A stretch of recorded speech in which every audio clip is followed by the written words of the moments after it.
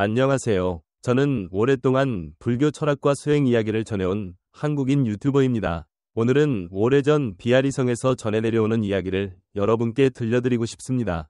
한여름 무렵 그 성은 온통 북적이고 화려했지만 겉으로 드러나는 번화함 뒤로 왠지 모를 특별한 기운이 서서히 스며들고 있었죠. 그 도시에 유마일거사라는 분이 계셨습니다. 그는 깊이 있는 지혜와 막힘없는 변제로 불법, 부처님의 가르침을 누구보다도 잘 해석하는 수승한 수행자였습니다. 그런데 그분이 갑자기 병상에 눕게 되었다는 소문이 퍼지자 모두가 충격에 빠졌습니다. 유마일거사는 비록 침상에 누운 채 얼굴이 창백했지만 두 눈만은 번쩍이는 광채로 가득했고 그 안에는 끝없는 지혜가 담겨있는 듯 보였습니다. 그의 명성은 법의 약을 잘 말하는 이라는 뜻으로 사람들 사이에 널리 퍼져 있었습니다. 얼마나 해안이 뛰어난지 부처님께서 거느리시는 신통으로 유명한 많은 제자들조차도 그 앞에 서면 부족함을 느끼곤 했습니다. 그는 심오한 진리를 쉽고 분명하게 풀이하여 듣는 이들로 하여금 큰 이익을 얻도록 해주었죠.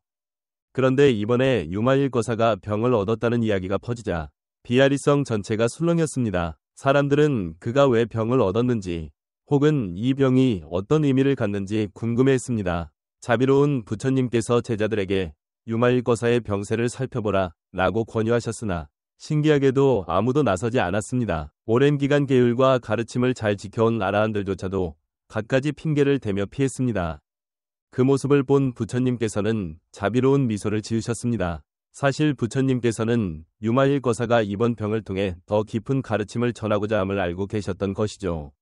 부처님께서는 여러 제자들의 마음을 환하게 꿰뚫어 보시는 듯하더니 마침내 시선을 사리불에게 멈추셨습니다. 지혜가 첫째라 불리는 사리불이었지만 그는 고개를 숙인 채 부처님과 눈을 마주치지 못하고 어쩐지 불안해 보였습니다.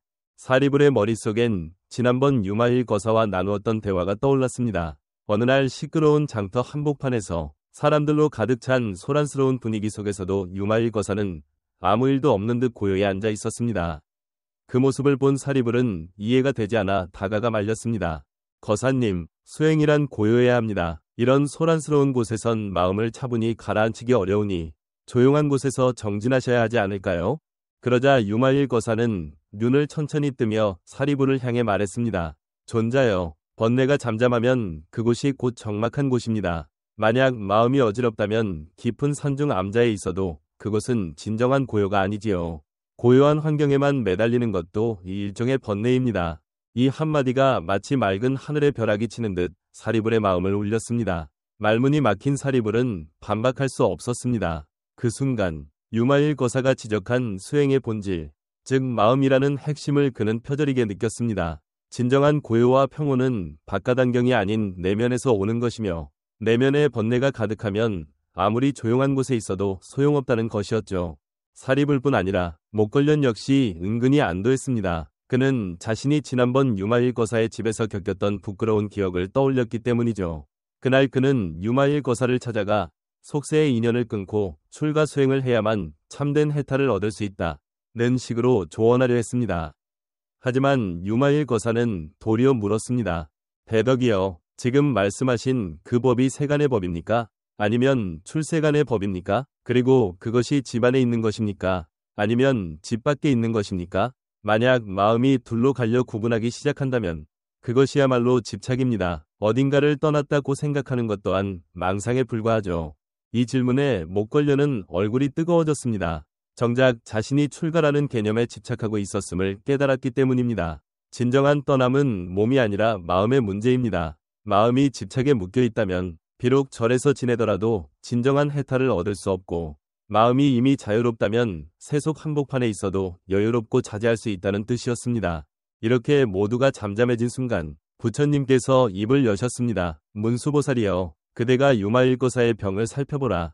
문수보살은 잔잔한 미소를 지었고 눈에는 지혜의 빛이 어른거렸습니다. 문수보살은 이미 알았습니다. 유마일거사가 보이는 이 병은 결코 우연이 아니라는 것을요. 오히려 그 병을 통해 세상 사람들에게 불법의 참뜻을 전하고 또 한 번 가르침을 펼칠 기회라고 보았습니다. 문수보살은 여러 제자들과 몇몇 제가 거사들을 데리고 유마일거사 댁으로 향했습니다. 이제 막 불법에 관심을 두기 시작한 제가 수행자들은 내심 의문이 많았습니다. 병을 앓고 있는 사람이 무슨 법문을 할 수 있단 말인가? 게다가 제가 신자가 어찌 해탈을 말할 수 있을까? 스스로 병을 이기지 못하는데 어떻게 수행을 지도할까? 이런 생각들이 오갔죠. 막상 유마일 거사의 방에 들어서자 그곳은 예상외로 휑하고 소박했습니다. 화려한 장식품이나 편안해 보이는 침상도 없었고 그저 달빛이 들어오는 모퉁이에 가냘픈 모습으로 앉아있는 거사가 보일 뿐이었습니다. 문수보살 일행을 본 그는 몸을 일으키려 애쓰며 다소 힘겨운 목소리로 인사를 건넸습니다. 하지만 그 눈빛만큼은 여전히 예리하고도 자비로웠습니다. 마치 큰 전쟁을 치른 장수가 비록 부상을 입어도 기백만은 잃지 않는 것과 같았죠. 문수보살이 다정하게 물었습니다. 거사님, 이 병은 어찌하여 생긴 것입니까? 그리고 언제쯤 나으실까요? 그러자 유마일 거사는 의외의 대답으로 모두를 생각에 잠기게 했습니다. 중생이 병들어 있으니 나 또한 병이 있고 중생이 병에서 벗어나면 나도 비로소 병에서 벗어나리라. 보살은 중생을 위해 기꺼이 생사 속에 들어오고 생사가 있는 곳엔 병이 따르기 마련입니다. 모든 중생이 병에서 자유로워진다면 보살 역시 병에서 물러날 것입니다. 이 말은 보살도가 지닌 깊은 자비와 원력을 그대로 보여주었습니다. 보살은 중생을 돕기 위해 기꺼이 모든 어려움에 몸소 뛰어들며 중생의 아픔을 함께 짊어집니다. 중생의 고통이 사라져야 보살도 진정한 의미에서 자유로워질 수 있다는 것이죠. 젊은 제가 수행자 한 사람이 그 말을 듣고는 혼란스러워하며 물었습니다. 그렇다면 결국 제가 수행이라는 게 완전하지 못하다는 뜻 아닙니까? 이렇게 훌륭한 분도 병에 걸려 고통을 겪는데 우리처럼 평범한 사람들은 어떻게 해야 한단 말입니까? 영영 해탈은 불가능한 건가요? 그때 유마일 거사는 갑자기 생기가 돌아 보이더니 강렬한 빛이 뿜어져 나오는 듯한 기상을 보였습니다. 훌륭하군요. 바로 이런 분별심 때문에 제가 수행자들이 여기저기 부딪히고 앞길이 막히는 것입니다. 제가 와출가 혹은 세속화 해탈을 따로 놓고 나누는 그 마음이 문제라는 것을 아셔야 합니다. 그대들은 혹시 제가 수행의 5가지 커다란 함정을 알고 있습니까? 그것을 제대로 알아 피하지 못한다면 아무리 열심히 정진해도 진정한 깨달음을 얻기 어렵습니다. 유마일 거사는 이렇게 덧붙였습니다. 경전에 이르길 보살은 모든 처지에 응하되 어떤 분별에도 휩쓸리지 않는다고 합니다. 바로 그것이 부처님의 본래 가르침이니라. 수많은 이들이 제가 수행을 하면서도 진정으로 문턱을 넘지 못하고 바깥만 맴돕니다. 겉으론 경전을 외우고 예불도 하며 선행을 쌓지만 자기 한계를 뛰어넘지 못해 진짜 해탈을 경험하지 못하는 경우가 허다하죠. 그러자 젊은 수행자가 다급하게 물었습니다. 그렇다면 올바른 제가 수행의 길이란 무엇입니까? 우리가 어떻게 해야 그 함정을 피하고 참다운 해탈을 얻을 수 있겠습니까? 그때 갑자기 유마일 거사는 심한 기침을 하기 시작했고 얼굴이 더욱 창백해졌습니다. 마치 힘이 빠져나가는 듯 보였지만 그는 이를 꾹 참고 간절하게 구도하는 이들을 위해 끝까지 지혜를 전하고자 했습니다. 유마일 거사는 부드러운 눈빛으로 사람들을 바라보며 말했습니다. 가장 먼저 빠지기 쉬운 함정은 행위에 대한 집착입니다. 많은 사람이 하루 몇 번 예불을 하고 몇 번이 독송을 하고 얼마만큼 공덕을 쌓아야 수행했다고 여기지요. 수행을 어떤 의무나 숙제로 삼아버리면 정작 수행의 참목적인 마음의 전환은 놓쳐버리게 됩니다. 그는 계속해서 설명했습니다. 수행은 단지 겉으로 드러나는 위례에만 있는 것이 아닙니다.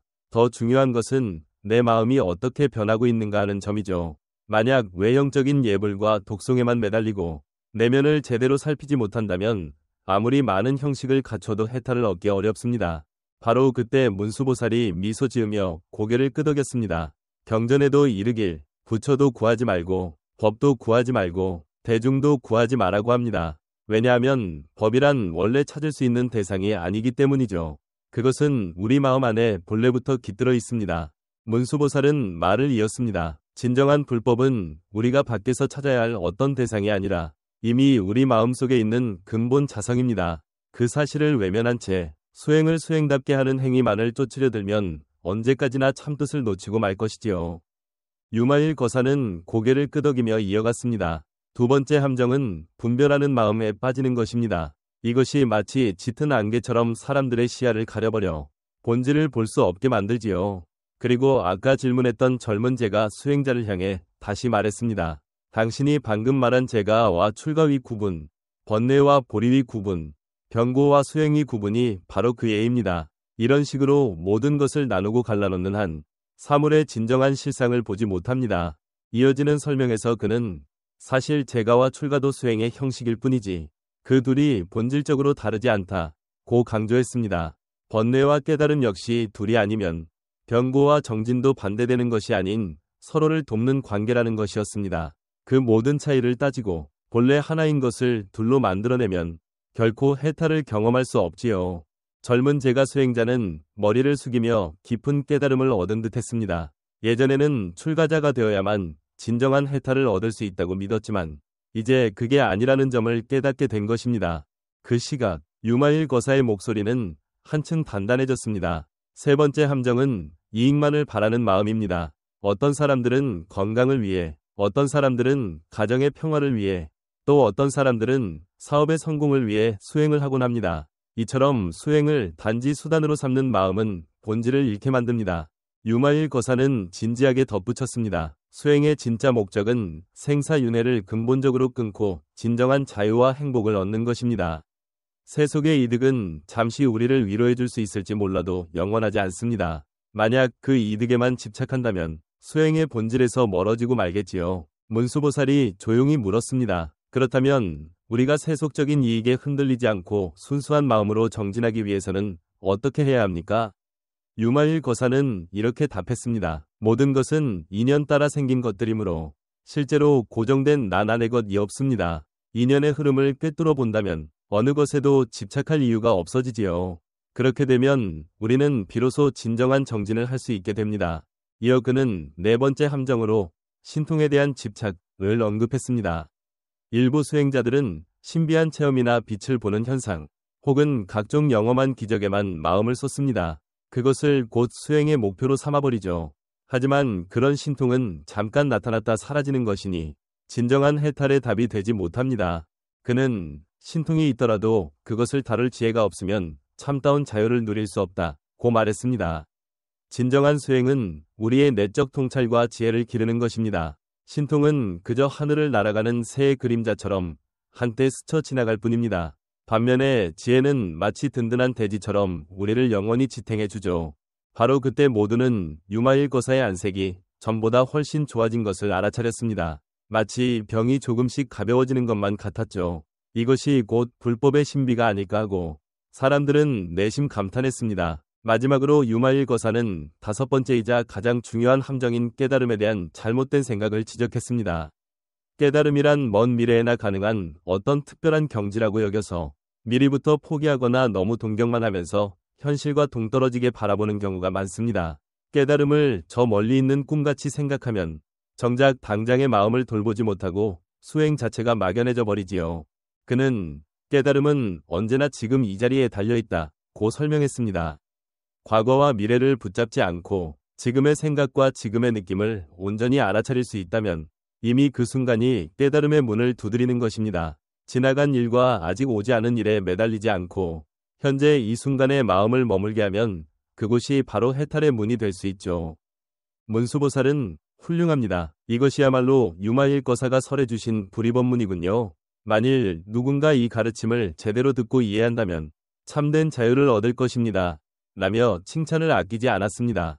불이법문은 모든 대립과 분별을 뛰어넘은 실상 그 자체를 가리키는 가르침입니다. 이 불의의 이치를 깨달아야 비로소 생사윤회에서 벗어나 참된 해탈을 누릴 수 있다고 하지요. 유마일 거사는 몸을 일으켜 주위를 둘러보았습니다. 자애롭고도 깊은 눈으로 모인 사람들을 바라보며 말했습니다. 제가 일부러 이 병을 보인 까닭은 세상의 많은 제가 수행자들이 겉모습이나 형식에 치우친 채 참된 뜻을 깨닫지 못하는 것을 바로 잡고 싶었기 때문입니다. 수행의 장애는 세속에 있지 않고 그걸 바라보는 우리의 마음에 있습니다. 이 다섯 가지 집착을 내려놓는다면 바로 그 순간이 해탈이며 자유입니다. 그 말을 들은 이들 중에 젊은 수행자가 궁금해하며 물었습니다. 그렇다면 거사님의 이 병은 이제 어떻게 되는 것입니까? 완전히 나을 수 있으신 건가요? 그러자 유마일 거사는 온화한 미소를 지으며 대답했습니다. 중생이 병에 매여 있으면 나도 병에 머물고 중생이 병에서 벗어나면 나 또한 거기서 벗어납니다. 본래 모든 것은 고요하고 텅 비어 있는데 어찌 병이 따로 존재하겠습니까? 나의 병은 단지 중생이 병에 대한 집착을 내려놓도록 하기 위한 방편이었습니다. 그 집착이 사라지면 병이라는 것도 더는 머무를 자리가 없어집니다. 본래 모든 법은 생멸이 없고 더하거나 덜함이 없습니다. 우리가 그것을 투명하게 볼 수만 있다면 어떤 고통에도 휘둘리지 않을 것입니다. 그렇게 병을 병이라 여기지 않으면 병이 설 자리도 사라집니다. 그 후로 비아리성 안에서는 유마일 거사의 이 가르침이 두루 전해지면서 많은 제가 수행자들이 깊은 깨달음을 얻게 되었다고 합니다. 유마일 거사의 지혜로운 말들은 어두운 곳을 밝히는 등불처럼 사람들의 마음을 비추었고 모두에게 해탈의 길을 안내해주는 지침이 되었습니다. 혹시 여러분 중에 제가 수행을 하며 이것저것 고민이 많거나 세속의 소란스러움 속에서 과연 참된 해탈이 가능한가 하는 의문이 든다면 유마일 거사의 이 일화를 떠올려 보시기 바랍니다. 형식이나 환경에 사로잡히지 않고 집착을 내려놓는 순간 내 마음은 그대로 청정해지고 자유로워집니다. 이것이 유마일 거사가 전하고자 했던 메시지이자 부처님께서 끊임없이 말씀하신 진리이기도 합니다. 나아가 모든 수행자가 가슴에 새겨야 할 불이법문의 핵심입니다. 제가든 출가든 남든 여든 나이 많든 적든 어디에서 어떤 모습으로 수행하든 간에 마음의 집착을 놓아버리고 실상의 지혜를 깨닫는다면 그 자리에서 바로 해탈의 열매를 맛볼 수 있을 것입니다. 그러니 모두가 각자의 자리에서 보리심, 깨달음에 이르고자 하는 마음을 일으켜 보살의 길을 걷고 더 많은 이들을 이롭게 하길 바랍니다. 그것이야말로 함께 해탈로 나아가고 세상을 밝히는 길이 될 것입니다. 오늘 이야기는 여기까지입니다. 여러분 모두 이 가르침을 기억하여 현재 처한 상황 속에서도 참다운 지혜와 자유를 얻길 진심으로 기원합니다.